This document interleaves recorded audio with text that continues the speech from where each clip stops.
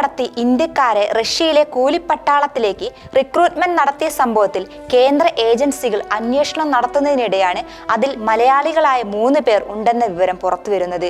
Russian യുദ്ധഭൂമിയിലേക്ക് ജോലി തട്ടിപ്പിനിരയായി കടത്തപ്പെട്ടവരാണിവർ. യുക്രൈനെതിരായ യുദ്ധത്തിൽ കൂലിപ്പടയാളികളാകാൻ ഇവർ നിർബന്ധിതരായി എന്നാണ് ലഭിക്കുന്ന വിവരം. യുദ്ധത്തിൽ ഒരാൾക്ക് ഗുരുതരമായ പരിക്കേറ്റതായാണ് റിപ്പോർട്ടുകൾ സൂചിപ്പിക്കുന്നത്.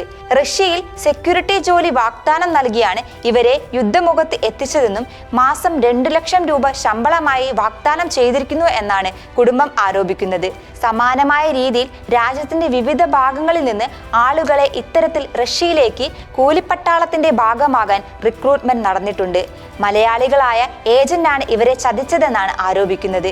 ഈ സാഹചര്യത്തിലാണ് സംഘർഷം നിലനിൽക്കുന്ന റഷ്യൻ യുക്രൈൻ മേഖലയിലേക്ക് തൊഴിൽ അന്വേഷിക്കുന്നവർ ജാഗ്രത പാലിക്കണമെന്ന് തിരുവനന്തപുരം പ്രൊട്ടക്ഷൻ ഓഫ് എമിഗ്രൻസും നോർക്ക റൂട്ട്സ് അധികൃതരും അറിയിച്ചത്.